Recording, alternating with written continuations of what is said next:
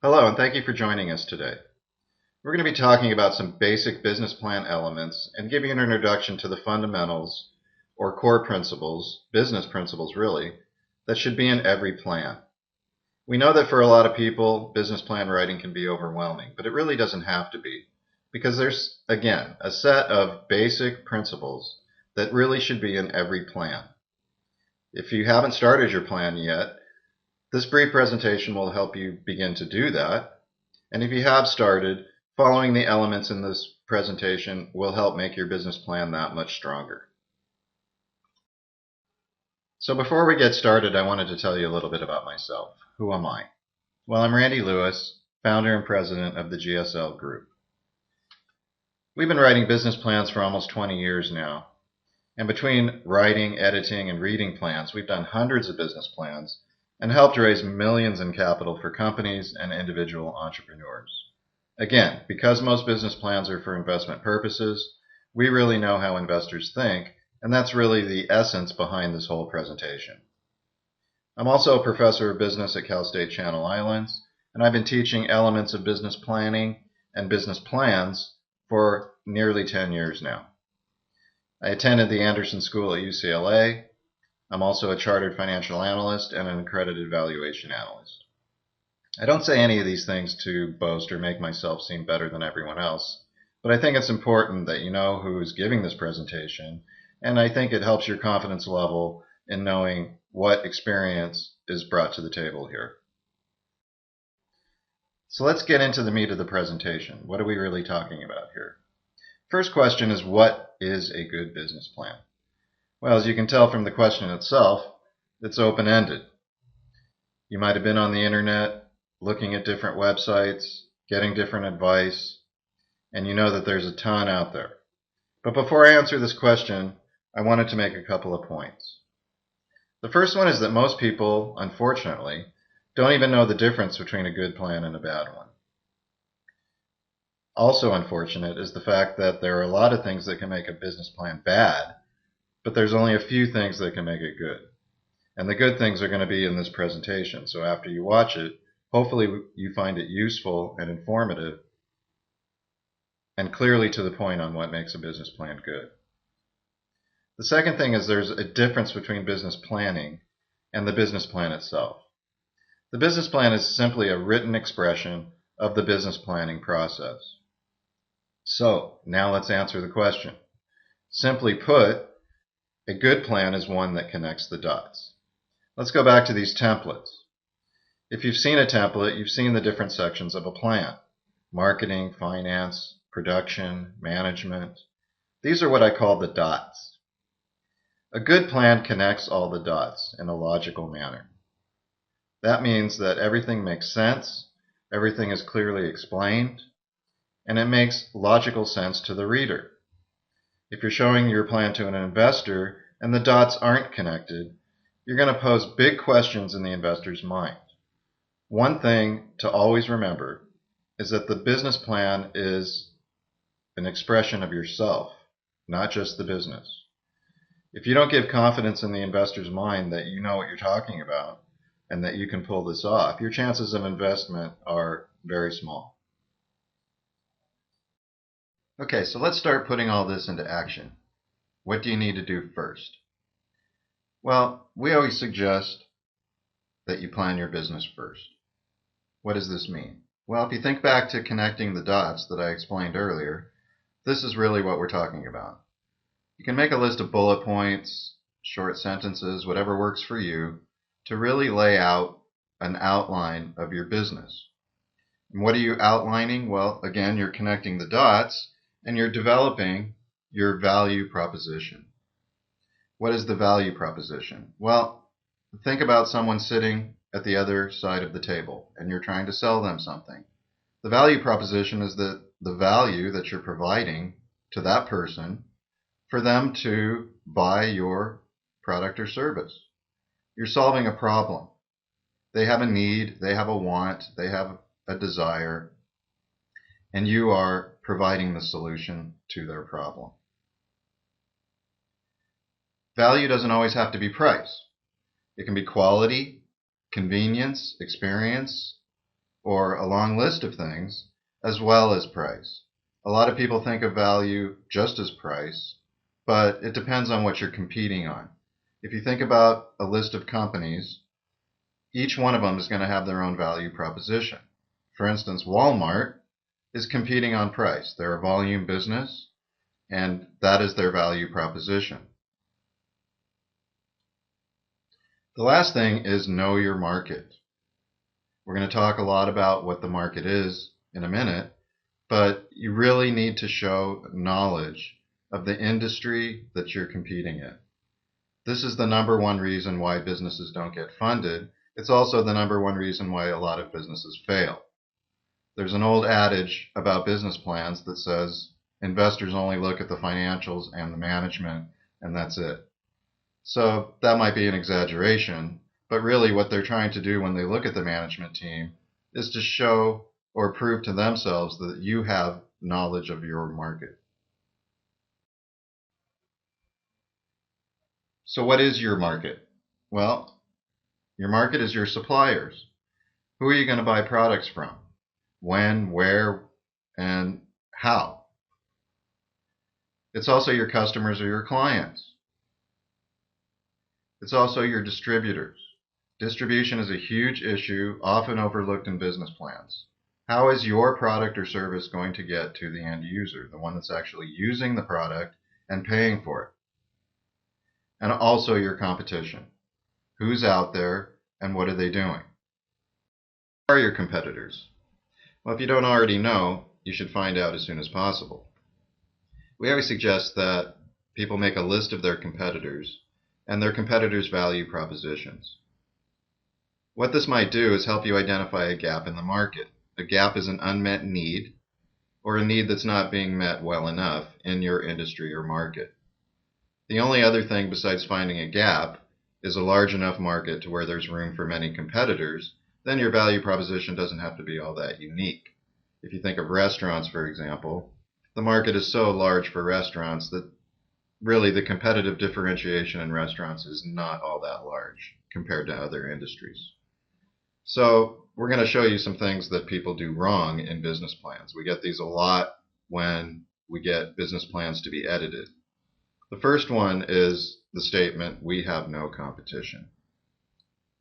So if you're going to make a list of the top 10 red flags for investors when they're reading your business plan, this one's got to be near the top of the list. What this says really is that you don't know your market, that you haven't done the proper research, and that you don't know the competitive landscape that's out there. We had a business plan one time to be edited. It was for an online rewards program for shopping. And it had this statement in there that we're the only company doing this. So we went on Google and we did a Google search for online rewards programs. And you can guess that we got tons of hits. So it took us 3 seconds to find out all of the competition that this company had. So this just is a huge red flag that this company really hasn't done the homework necessary, and this is all going to translate into investor confidence or lack thereof.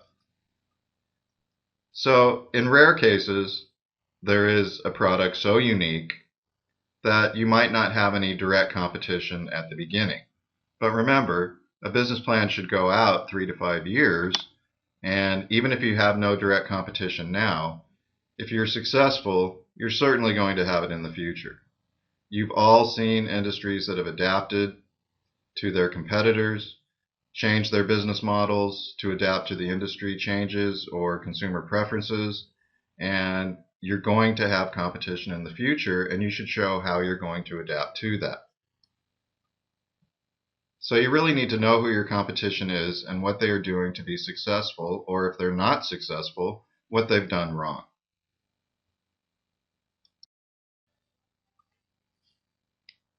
Okay, so this is where we begin to integrate everything.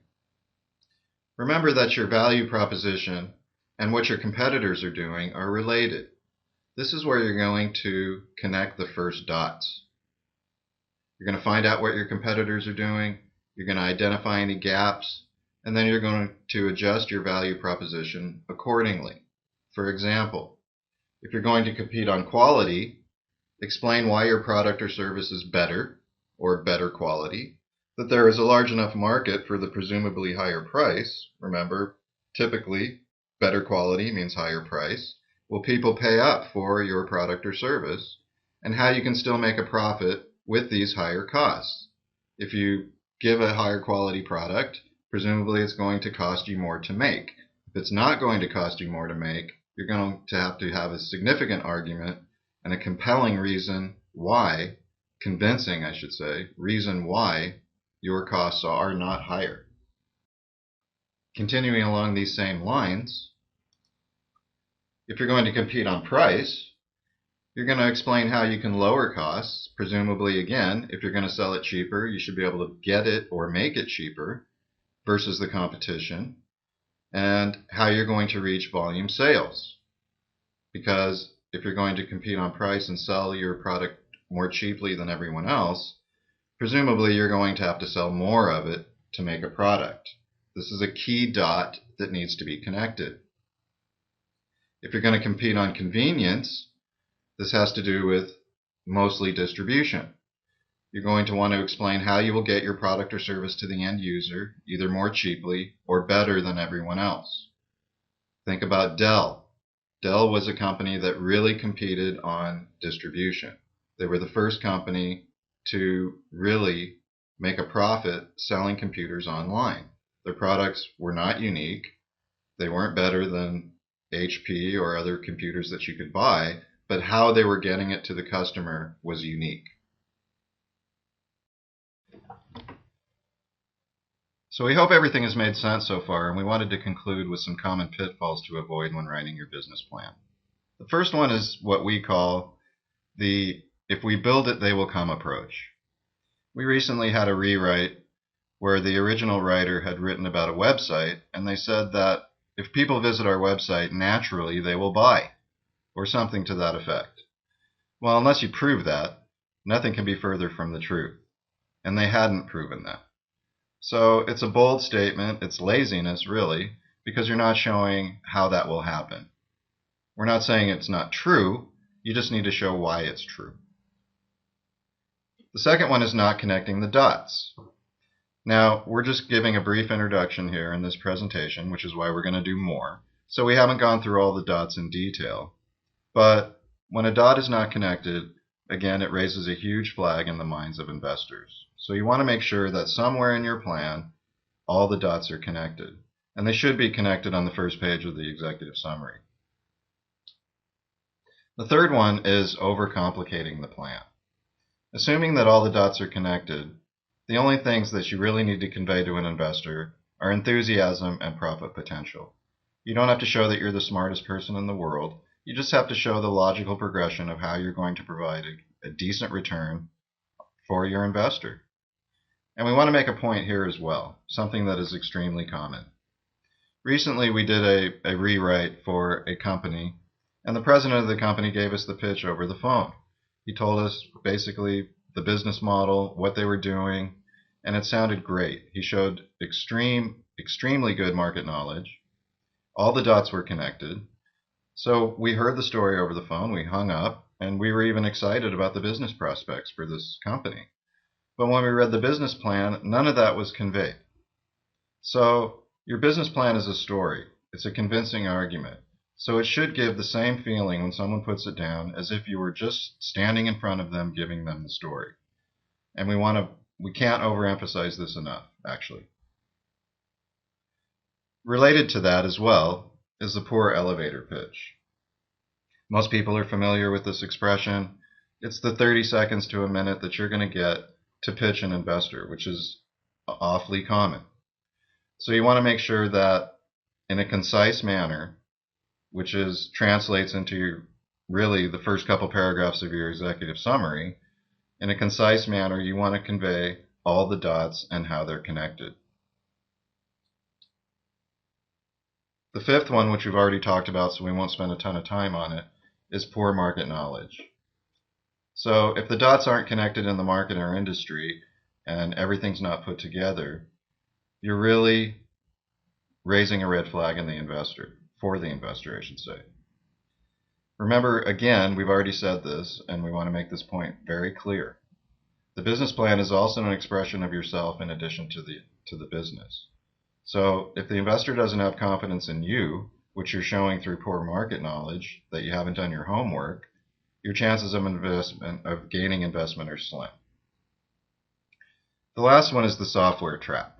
We can always tell a business plan that's been written in software in a matter of seconds, and so can investors.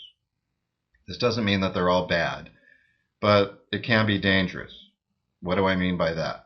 Well, first of all, software does not have a brain. It doesn't have logic. It's not going to help you connect the dots. Really, the only advantage of software is that it forces you to think of all elements of a business plan, but it's not going to logically connect those elements. So if you're just going to make a list of things, then you're really going to need to be in front of someone to give them the pitch. The business plan itself is not going to be sufficient. So we want to make sure that people know and beware, actually, and be careful when they use software to avoid these pitfalls.